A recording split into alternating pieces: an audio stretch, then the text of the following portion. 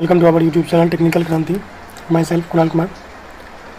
आज के इस वीडियो में हम बात करने वाले हैं testing and maintenance of electrical machine के बारे में, और यूनिट है हमारा 1 safety and prevention of the accident. आज की इस वीडियो में हम पूरे यूनिट को कवर करेंगे। ये हमारा क्रैश कोर्स है और साथ साथ में आपको पूरी कॉन्सेप्ट दी जाएगी और इंपॉर्टेंट क्वेश्चन का लिस्ट भी इसमें मिलेगा।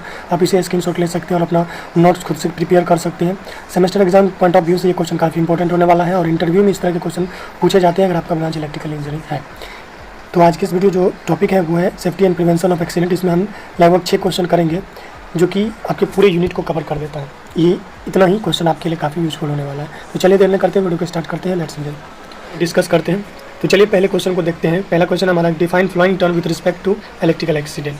इलेक्ट्रिकल एक्सीडेंट के रिस्पेक्ट में आपको इन सभी टर्म को डिफाइन करना है। पहला है सेफ्टी, दूसरा है हज़ार्ड, तीसरा एक्सीडेंट, चौथा आपका रिस्पॉन्सिबिलिटी और पांचवा एथॉरिटी और मॉनिटरिंग है। तो देखिए 6 में से जो आपके मतलब जो भी कैटेगरी दिया गया है 6 में से 3 से ही ज़्यादातर आपके पूछने के चांसेस है। ठीक है, तीनों में से कोई पूछ सकता है। तो चलिए इसको हम डिटेल के साथ और कॉन्सेप्चुअल तरीके से आपको समझाते हैं और कुछ एनिमेशन कुछ फिगर के साथ भी आपको समझाने का ट्राई करेंगे। तो वीडियो को पूरा लास्ट तक देखिएगा, एग्जिट मत कीजिएगा। आप इसका स्क्रीनशॉट ले सकते हैं और अपना साथ ही साथ आप नोट्स भी बनाते जा सकते हैं। चलिए तो पहले हम देखते हैं सेगमेंट में जो है वो आपका सेफ्टी है। सेफ्टी क्या होता है? सेफ्टी का डिफिनेशन है कि such type of technique which can minimize the unwanted accident is called safety. Safety क्या होता है कि सेफ्टी एक टेक्निक है या फिर आप बोल सकते हैं मेथड है जिनके जरिए आप प्रिकॉशन है जिनके जरिए आप अनवांटेड एक्सीडेंट को मिनिमाइज कर सकते हैं। फॉर एग्जाम्पल अगर हम लाइव वायर या कहीं शॉर्ट सर्किट वायर अगर हम विदाउट प्रिकॉशन लिए हुए कोई सेफ्टी पर्पस यूज किए हुए अगर हम किसी लाइव वायर को या शॉर्ट सर्किट वायर को छूते हैं तो हमें खतरा ज़्यादा होता है डेथ होने का। ठीक है, अगर हम वही चीज़ वहाँ अगर हम नॉन कंडक्टर कोई भी जैसे प्लास्टिक पहन लेंगे या ग्लव्स पहन के छूते हैं तो हमें खतरा काफ़ी कम होता है। तो यही होता है जस्ट लाइक सेफ्टी एक टेक्निक है जिनके जरिए हम अनवांटेड एक्सीडेंट से बच सकते हैं। ठीक है, और जो कि इंडस्ट्रियल जो कंपनियां होती है उसमें ये सेफ्टी का बहुत ही ज़्यादा ख्याल रखा जाता है क्योंकि बहुत सारे जो ऑपरेटर होते हैं उस पर वर्क करते हैं जो इलेक्ट्रिकल या मैकेनिकल से रिलेटेड होते हैं पार्ट पे ऑपरेट करते हैं तो उसके लिए काफ़ी ज़्यादा खतरा होता है। चलिए नेक्स्ट है हमारा हज़ार्ड। हज़ार्ड डेट मीन्स क्या होता है? खतरा होता है। हज़ार्ड एक एक्सटर्नल एजेंट होता है जिसके कारण ह्यूमन को इन्वायरमेंट को और उनके आसपास के पर्यावरण डेट मीन्स उनके आसपास के पर्यावरण को क्षति पहुंचता है। यही होता है हज़ार्ड। ठीक है, जैसे इलेक्ट्रिकल हज़ार्ड होता है, मैकेनिकल हज़ार्ड होता है। जैसे आपने कहीं कहीं देखा होगा कोई भी जैसे मशीन पर ऑपरेट कर रहा है ऑपरेटर, किसी कारणवश जो उनका वियर एंड टियर पार्ट है घिस जाने के कारण या फिर उनका जो चेन है वो कट टूट जाने के कारण एक्सीडेंट हो जाता है। वहाँ के जो भी ऑपरेटर है उनको ये ज़्यादातर खतरा होता है। फिर आपका इलेक्ट्रिकल हज़ार्ड जो कि जैसे पावर ट्रांसमिशन लाइन होते हैं तो वो कहीं गिर जाते हैं जिस वजह से वहाँ जान माल की क्षति पहुँचती है। यही सब होता है। फिर है हमारा एक्सीडेंट। एक्सीडेंट क्या होता है? ये होता है अनवांटेड एक्सीडेंट। देखिए अनवांटेड या फिर बोल सकते हैं हम सडन इवेंट, मतलब अचानक होने वाली घटनाएं जिनका कि हम पहले से फ्यूचर में नहीं सोच के रखते हैं कि अगर ये घटना होगा तो हम इस तरह के प्रिकॉशन को यूज करेंगे, इस तरह का ट्रीटमेंट करेंगे, इस तरह का रखरखाव करेंगे। तो ये सभी चीज़ हमें मालूम नहीं होती है। तो वही होता है एक्सीडेंट जो सडनली हो जाता है या अनवांटेड तरीके से हो जाता है, उसे हम एक्सीडेंट कहते हैं। ठीक है, जैसे इलेक्ट्रिकल एक्सीडेंट होता है। ठीक है, हमें क्या पता अगर कहीं कौन सा ट्रांसफार्मर उड़ने वाला है, कौन सा सर्किट ब्रेकर जलने वाला है या फिर कहाँ कौन सा तार गिरने वाला है, ये सभी हमको नहीं मालूम होता है। जस्ट लाइक एक सडन इवेंट है, अचानक हो जाता है, जस्ट इसी को हम बोल देते हैं एक्सीडेंट, दैट मीन्स दुर्घटना। अब बात करते हैं रिस्पॉन्सिबिलिटी क्या होता है। ठीक है, तो रिस्पॉन्सिबिलिटी देखिए the meaning of responsibility in electrical accident. Electrical accident के क्रम में रिस्पॉन्सिबिलिटी का क्या मतलब होता है? उसे जान लीजिए। रिस्पॉन्सिबिलिटी मतलब होता है उत्तरदायित्व। ठीक है, किसी काम के प्रति किसका दायित्व है, किसको अथॉरिटी दी गई है, तो यही सब होता है रिस्पॉन्सिबिलिटी। तो लेकिन इलेक्ट्रिकल एक्सीडेंट के टर्म ये हुआ who is responsible for accident, कौन उस एक्सीडेंट का रिस्पॉन्सिबल है, किसके कारण वो एक्सीडेंट हुई है। फॉर एग्जांपल अगर बात करते हैं कोई सिविल इंजीनियर है, वो पुल बनाया और पुल बनाने के क्रम में क्या होता है पुल टूट जाता है कुछ ही दिनों में, तो कहीं ना कहीं उन सिविल इंजीनियर की गलती है कि वो जो सीमेंट और बालू और गिट्टी का जो रेशियो वो काफ़ी कम दिया हुआ है जिस वजह से उनके पुल टूटने के चांसेस बढ़ गए। तो उसके रिस्पॉन्सिबिलिटी कौन लिए थे? इस रिस्पॉन्सिबिलिटी का मतलब यहाँ ये हुआ इलेक्ट्रिकल एक्सीडेंट के केस में who is responsible for the accident या फिर who was the charge of work where the accident took place. तो जो भी रिस्पॉन्सिबल होते हैं इसके लिए तो वो जिनका भी एक्सीडेंट होता है उनको हर जाना उसको देना पड़ता है, यानी कि चलिए नेक्स्ट क्वेश्चन है हमारा कि explain electrical shock and it's treatment. Electric shock क्या होता है और इसका क्या इलाज है, क्या इसका क्योर है, क्या ट्रीटमेंट है, ये आपको बताना है। देखिए एसबीटी 2019 में ये क्वेश्चन पूछा जा चुका है। ठीक है, मैं आपको काफ़ी थोड़ा हाईली लेवल से पढ़ा रहा हूँ क्योंकि ये सभी चीज़ आपको जानकारी होगी, तो उतनी डीप में जानकारी नहीं दे रहा हूँ क्योंकि वीडियो लंबा हो जाएगा इसी वजह से। चलिए आइए जानते हैं इलेक्ट्रिकल शॉक का क्या रीज़न है और क्या उनका कारण है। तो चलिए कुछ एनिमेशन से आपको समझाने का यहाँ ट्रैक करते हैं। जैसे कि आप देख सकते हैं इलेक्ट्रिकल शॉक है, what is an electrical shock, पहले इसको जानने का ट्रैक करते हैं। चलिए देखिए इलेक्ट्रिकल शॉक क्या होता है। जब ह्यूमन बॉडी को क्या थ्रू इलेक्ट्रिक करंट पास होती है तो उसी दरमियान जो भी ह्यूमन है या फिर लिविंग थिंग्स है उनको एक शॉक का अनुभव होता है जिसे हम बोलते हैं इलेक्ट्रिक शॉक।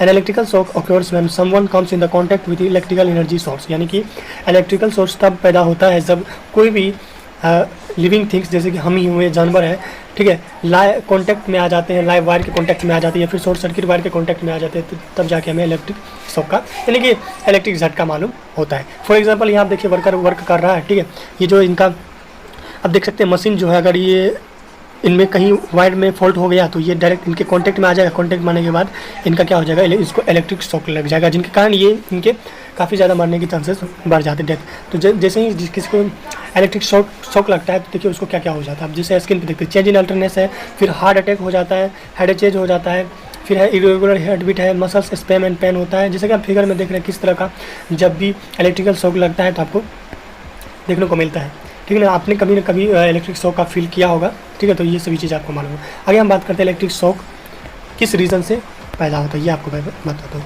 तो चलिए रीज़न ऑफ इलेक्ट्रिकल शॉक के बारे में जानते हैं। रीज़न ऑफ इलेक्ट्रिक शॉक, तो देखिए due to contact with power line, अगर हम पावर लाइन के कॉन्टैक्ट में आते हैं without any safety then electric shock का हमें महसूस होता है, ये है रीजन ऑफ इलेक्ट्रिक शॉक। फिर है due to contact with poorly insulated wire, जो वायर है जो भी हम इंस्टॉलेशन में यूज करते हैं वो पुअर इंसुलेटेड है, यानी कि कम इंसुलेटेड है, जिस वजह से जो उनकी ऊपरी परत झड़ जाती है, जिस वजह से भी हमें इलेक्ट्रिक शॉक लग जाता है। तीसरा है हमारा by using electrical equipment while in contact with water, हम पानी मतलब जब हम वेटेड होते हैं यानी कि हम भीगे हुए रहते हैं, उस कंडीशन में जाकर अगर हम कोई वायर छू लेते हैं, चाहे वो लाइव वायर हो, नंगा हो या फिर शॉर्ट सर्किट वायर हो या कोई भी इक्विपमेंट हो, तो उस कंडीशन में इलेक्ट्रिक शॉक लगने की काफ़ी ज़्यादा चांसेज होती है। फिर हमारा चौथा है due to light strike, lightning strike के भी वजह से इलेक्ट्रिक शॉक लगते हैं। तीसरा है due to ungrounded electric machinery, जो भी है जैसे हमारा इलेक्ट्रिक मोटर होता है या फिर जनरेटर होता है, उनको अगर ग्राउंडेड नहीं किया जाता है, उनके जो भी आउटर सरफेस होते हैं उनको ग्राउंडेड नहीं किया जाता, तो उस कंडीशन में भी इलेक्ट्रिकल शॉक लग सकते हैं, जो भी उनके ऑपरेट वर्क करते हैं। तो ये था reason of electric shock. Next है कि factor determine the severity of the electric shock. Electric shock किस फैक्टर पर डिपेंड होंगे ये आपको मैं बताता हूँ। देखिए टाइप ऑफ करंट, किस तरह का करंट है, जितना अमाउंट ऑफ ज़्यादा करंट होगा उतना ज़्यादा जो भी पर्सन उसको छू रहे हैं उसको ज़्यादा शॉक लगेगा, या फिर ठीक है, ये तो आपको दूसरा मैं बोल दिया कि अमाउंट ऑफ है करंट। और फिर टाइप ऑफ करंट एसी है या डीसी है। देखिए एसी में जो ज़्यादातर जो डीसी ही खतरनाक होते हैं, ठीक है, और एसी जो है कम खतरनाक होते हैं, क्योंकि जो वो अल्टरनेटिव करंट, तो एसी का मतलब क्या होता है, अल्टरनेटिव करंट होता है वो अपने एक साइकिल में जो है 2 बार अपने आप को चेंज कर लेता है। जैसे आप देखते हैं पॉजिटिव साइकिल इसका होता है, एक नेगेटिव साइकिल होता है। तो इस वजह से क्या होता है कि जो भी पर्सन है अगर किसी लाइव वायर के कॉन्टैक्ट में आ जाता है, अगर वो उसमें एसी सप्लाई फ्लो हो रही है, अगर एसी करंट जा रही है, तो उनके मरने के काफ़ी कम चांसेस होते हैं as compare to DC current के, ठीक है। तो ये था टाइप ऑफ करंट पे डिपेंड करता है, फिर अमाउंट ऑफ करंट और वोल्टेज पे डिपेंड करता है कितने अमाउंट का करंट और कितने अमाउंट का वोल्टेज है। फिर अमाउंट ऑफ सप्लाई फ्रिक्वेंसी क्या है, सप्लाई फ्रिक्वेंसी क्या है, उस पर भी इलेक्ट्रिक शॉक डिपेंड करता है। फिर ड्यूरेशन ऑफ कॉन्टैक्ट, कितनी देर कोई भी पर्सन उस लाइव वायर के कॉन्टैक्ट में रहा है या फिर शॉर्ट सर्किट वायर के कॉन्टैक्ट में रहा है, उस पर भी डिपेंड करता है इलेक्ट्रिक शॉक। फिर अमाउंट ऑफ बॉडी रेजिस्टेंस, या फिर जो भी पर्सन किसी भी लाइव वायर के कॉन्टैक्ट में आते हैं, ठीक है, या शॉर्ट सर्किट वायर के कॉन्टैक्ट में आते हैं, तो उनके बॉडी का रेजिस्टेंस कितना है, इस पर भी डिपेंड करता है हमारा इलेक्ट्रिक शॉक। तो ये सभी था हमारा इलेक्ट्रिक शॉक के कुछ। अब इसके बाद बात करते हैं ट्रीटमेंट के बारे में, ठीक है। जैसे ही किसी को शॉक लग गया, इलेक्ट्रिक शॉक लगा, तो जो इमीडिएटली क्या ट्रीटमेंट करना चाहिए यह मैं आपको बताता हूँ। पहली बात कि आपको डिस्कनेक्ट कर देना चाहिए पावर सप्लाई। अगर किसी को शॉर्ट लगा है तो आप अगर उसको देखते हैं तो पहले जाकर आप पावर सप्लाई को ऑफ करें, या ठीक है, या फिर अगर पावर सप्लाई ऑफ नहीं हो पा रही तो आप नज़दीकी पावर स्टेशन से पर कॉल करके इमीडिएटली कॉल करके वहाँ से शट डाउन करवा सकते हैं। दूसरा बात है कि आप call the doctor immediately, doctor को कॉल करना इमीडिएटली, ताकि वो आए और उनका ट्रीटमेंट अच्छे तरीके से करें। और आगे हम बताएंगे कि जब आप डॉक्टर को भी कॉल करते हो, डॉक्टर नहीं पहुंच पाते, तो उस इमरजेंसी कंडीशन में आपको उस जिसको भी शॉक लगा है उनको क्या करना चाहिए, क्या ट्रीटमेंट अपनाना चाहिए, मैं आपको आगे की वीडियो में बताऊंगा। दूसरा है आपका used non conducting object to push the person away from live wire. जो है पावर सप्लाई को बंद करने के बाद आपको क्या करना है, जो भी पर्सन उस लाइव वायर के या फिर शॉर्ट सर्किट वायर के कॉन्टैक्ट में आते हैं, तो आपको डायरेक्ट उनको नहीं खींच लेना है, उनके मतलब आपस में उनसे अलग नहीं करना है, मतलब लाइव वायर या फिर जो भी पर्सन है उनको डायरेक्ट खींच के अलग नहीं करना बस किया, बल्कि आपको नॉन कंडक्टिंग कोई भी, जैसे कि आप कोई स्टिक ले सकते हैं या फिर कोई भी प्लास्टिक का कुछ प्रिकॉशन ले सकते हैं, ग्लव्स पहन सकते हैं, उसके बाद आप उस पर्सन को खींच सकते हैं और यानी कि जो वो लाइव वायर है उससे अलग कर सकते हैं, जिनके बाद उसके बचने के काफ़ी ज़्यादा चांसेस हो जाते हैं। चलिए नेक्स्ट क्वेश्चन है हमारा, क्वेश्चन है explain the procedure to be followed the rescuing the person who has received the electric shock and write method of providing artificial respiration. क्या प्रोसीड्यूर, क्या मतलब स्टेप होना चाहिए जब हम रिस्क्यू करते हैं किसी भी पर्सन को जो जिसको इलेक्ट्रिक शॉक लगा है, तो वो उसके बारे में आपको बताना है और साथ ही साथ आपको ये बताना है कि मेथड लिखना है आर्टिफिशियल रिस्पायरेशन का, ठीक है। चलिए आगे इस वीडियो में देखते हैं। आंसर है कि in case the victim becomes unconscious, stop breathing and his heart still beats, the most urgent treatment for the victim is dead, the should be given artificial respiration until the victim start breathing normally. That means क्या हुआ कि इस case में जब भी किसी भी victim that means जिसको इलेक्ट्रिक शॉक लगा है वो अनकॉन्शियस हो जाता है, उसका जो ब्रीथिंग है वो स्टॉप हो जाता है, उसका हार्ट बीट स्टॉप हो जाता है, तो उस कंडीशन में आपको क्या करना है, आर्टिफिशियल रिस्पायरेशन करना है तब तक जब तक कि उसका जो ब्रीथिंग है वो नॉर्मल ना हो जाए, ठीक है। वो किस प्रोसेस से करेंगे आर्टिफिशियल रिस्पायरेशन, वो चलिए मैं आपको बताता हूँ। उनके 4 प्रोसेस होते हैं, 4 मेथड होते हैं जिनके जरिए आप आर्टिफिशियल रिस्पायरेशन कर सकते हैं। आर्टिफिशियल रिस्पायरेशन का मतलब होता है कृत्रिम श्वसन, यानी कि जो भी उनका जब ब्रीथिंग बंद हो जाता है तो आप उनको कृत्रिम अपने तरीके से आर्टिफिशियल तरीके से उसको रिस्पायरेशन करवा सकते हैं, सांस लेने की प्रोसेस को कंप्लीट करवा सकते हैं। चलिए वो क्या क्या मेथड है वो मैं आपको इस वीडियो में बता रहा हूँ। पहला मेथड है हमारा सेफर्स मेथड, दूसरा है आपका सिल्वेस्टर मेथड, तीसरा है नेलिसन्स मेथड और चौथा है आपका माउथ टू माउथ रिस्पायरेशन। ये काफ़ी ईजी है, माउथ में माउथ यानी कि आपको मुंह में मुंह डालकर उसको सांस देना है ताकि उनका ब्रीथिंग जो है नॉर्मल हो जाए।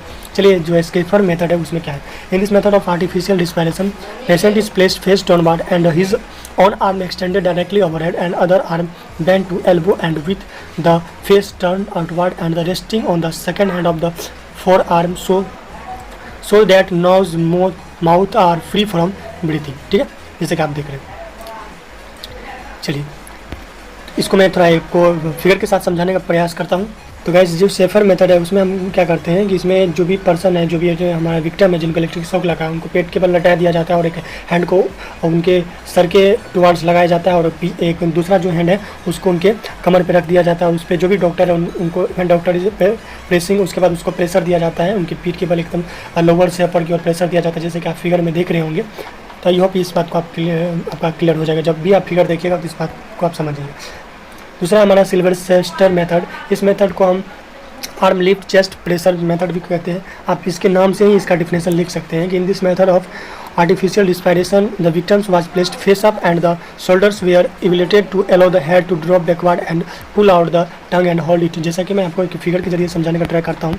देखिए इस मेथड में क्या होता है कि जो भी हमारा विक्टिम है, जैसा कि आप फिगर में देख रहे हैं, इस मेथड में जो भी हमारा विक्टिम है उसको पीठ के बल लटाया जाता है, ना कि पेट के बल लटाया जाता है। और जैसा कि आप यहाँ फिगर में हैंड में देख सकते हैं, इस हैंड को इस तरह से किया जाता है और दूसरा पर्सन जो है उसके जीभ को, जो हमारा उसका टंग होता है, उसको खींच के रखता है ताकि जो ब्रीथिंग है वो नॉर्मल हो सके, ठीक है। तो ये हमारा सिल्वेस्टर मेथड, इसमें ऐसा प्रोसेस किया जाता है। तीसरा जो हमारा मेथड है वो है Nielsen's arm lift back pressure method, जैसे कि इन दिस मेथड इसमें क्या होता है विक्टिम को, चलिए मैं फिगर से ही समझा देता हूँ आपको। चलिए ये जो हमारा फिगर है ये इसी तरह से देख सकते हैं, ये हमारा है, जैसे कि आप ये फिगर देख रहे हैं, ये हमारा नीलसन्स मेथड। इसमें हम क्या करते हैं, जो भी हमारा विक्टिम होता है उनको पेट के बल लेटा दिया जाता है कुछ इस तरह से, जैसा कि आप फिगर में देख रहे हैं, और उनको हैंड को कुछ इस तरह से कर दिया जाता है और उसके बाद उनकी पीठ को प्रेशराइज किया जाता है, ठीक है। पीठ को क्या किया जाता है, प्रेशराइज किया जाता है ताकि उनका जो ब्रीथिंग है नॉर्मल हो सके। चौथा जो हमारा है वो माउथ टू माउथ रिस्पायरेशन है, जो कि आप नाम से ही समझ सकते हैं कि इसमें जो भी जिनको भी इलेक्ट्रिक शॉक लगता है, जैसे इस पर्सन को इलेक्ट्रिक शॉक लगा है, तो जो हमारा ये डॉक्टर होता है या फिर डॉक्टर ना हो उस कंडीशन में आपको क्या करना है, उस कंडीशन में आपको उनके मुँह में हवा देना है, ठीक है, आर्टिफिशियल रिस्पायरेशन करवाना है ताकि उनका जो ब्रीथिंग है वो नॉर्मल हो सके। तो ये था हमारा इलेक्ट्रिकल शॉक के से बचने के कुछ प्रोसीड्यूर। चलिए नेक्स्ट क्वेश्चन जो हमारा है वो है what are the cause of electric fire and explain it. क्या कारण है इलेक्ट्रिक फायर होने का, इलेक्ट्रिक जो फायर होता है उनका क्या कारण है वो आपको एक्सप्लेन करना है। ये SVT के 2019 में पूछा गया क्वेश्चन है। क्वेश्चन है कि when proper care and precaution are not taken of the electrical installation equipment and machine then it will result into electrical fire. जब भी प्रॉपर केयर और प्रिकॉशन और मेंटेनेंस नहीं किया जाता है टाइम टू टाइम पर किसी भी इलेक्ट्रिकल इंस्टॉलेशन का या फिर इक्विपमेंट का या फिर मशीन का, तब जाके हमें इलेक्ट्रिकल हज़ार्ड देखने को मिलता है, डेट मीन्स फायर देखने को मिलता है। अब इसका रीज़न क्या क्या हो सकता है गाइस वो मैं आपको बताता हूँ। चलिए इसका रीज़न क्या क्या हो सकता है। देखिए काउज ऑफ इलेक्ट्रिक फायर, देखिए improper wiring and loose connection. जो हमारा वायरिंग का है जब वी सेट करते हैं तो अगर प्लस का माइनस में कर देते हैं तो इस वजह से भी इलेक्ट्रिक फायर हो सकता है, ठीक है, ये इलेक्ट्रिक हज़ार्ड हो सके। दूसरा बात लूज कनेक्शन होने के कारण एक वायर दूसरे वायर में सट जाएगा, जिस वजह से एक ही वायर में दोनों करंट फ्लो होने लगेगा, जिस कारण हीट डेवलप हो जाएगा उसमें ज़्यादा, और हीट डेवलप होने के कारण क्या होगा वो वायर गल जाएगा। वायर गलने के कारण क्या होगा कि आसपास के भी वायर को वो कॉन्टेक्ट मिलने लगा, जिस वजह से और ज़्यादा इलेक्ट्रिक फायर हो जाते हैं। ये भी इसका एक प्रमुख कारण है। तीसरा जो कारण है वो है due to explosive material used in electric circuit and device. जो भी हमारा डिवाइस है उसमें हमें एक्सप्लोजिव मटेरियल यूज करते हैं, जो भी ज्वलनशील पदार्थ होते हैं, अगर हम उसको यूज करते हैं तो उस कंडीशन में भी अगर थोड़ा सा भी शॉर्ट सर्किट हो जाता है तो उस कंडीशन में भी आग लगने के ज़्यादा चांसेस बढ़ जाते हैं। फिर है हमारा due to short circuit and overloading. Short circuit होने के कारण या फिर ओवरलोडिंग होने के कारण भी इलेक्ट्रिक फायर क्रिएट होता है। चौथा है पाँचवा हमारा ड्यू टू इम्प्रॉपर मेंटेनेंस। और हम टाइम टू टाइम मेंटेनेंस नहीं करते हैं किसी भी इक्विपमेंट का या फिर मशीनरी टूल्स का, या फिर कोई भी जो हम इंस्टॉलेशन करते हैं या पावर ट्रांसमिशन लाइन होता है, डिस्ट्रीब्यूशन लाइन होता है, तो उस कंडीशन में भी इलेक्ट्रिक फायर होने के काफ़ी ज़्यादा चांसेस बढ़ जाते हैं। चलिए नेक्स्ट बात करते हैं इनकी प्रिकॉशन की। प्रिकॉशन क्या क्या प्रोसीड्यूर होना चाहिए, क्या इनको फॉलो करना चाहिए, इस पर हम चर्चा करते हैं। चलिए, तो सबसे पहली बात कि टेस्ट सेफ्टी डिवाइस मंथली। जो भी हमारा सेफ्टी डिवाइस है उनको मंथली में टेस्ट करना चाहिए, हर महीना आपको टेस्ट करना चाहिए वो ठीक है या नहीं ठीक है। Make sure electrical panel circuit और प्रॉपर लेवल। और उनका दूसरी बात कि आपको जितने भी इलेक्ट्रिकल पैनल है उसको अच्छे तरीके से मेंटेनेंस करना है, निगरानी करना है, सुपरविजन करना है। तीसरा है ऑलवेज रिप्लेस फ्यूज और circuit breaker with correct size and rating. आपको जो भी फ्यूज लगाना है या करंट मतलब सर्किट ब्रेकर लगाना है या आइसोलेटर लगाना है किसी भी इंस्टॉलेशन में या फिर किसी भी पावर ट्रांसमिशन लाइन में या फिर डिस्ट्रीब्यूशन लाइन में, तो आपको करेक्ट साइज़ का लगाना है और करेक्ट रेटिंग का लगाना है। ऐसा ना हो कि अगर पावर ट्रांसमिशन लाइन है, अगर 11 kV का उसमें आपने सर्किट ब्रेकर लगा दिया 10 kV का, तो उस कंडीशन में क्या होगा कि आपका ये इलेक्ट्रिकल फायर होने के काफ़ी ज़्यादा चांसेस बढ़ जाते हैं।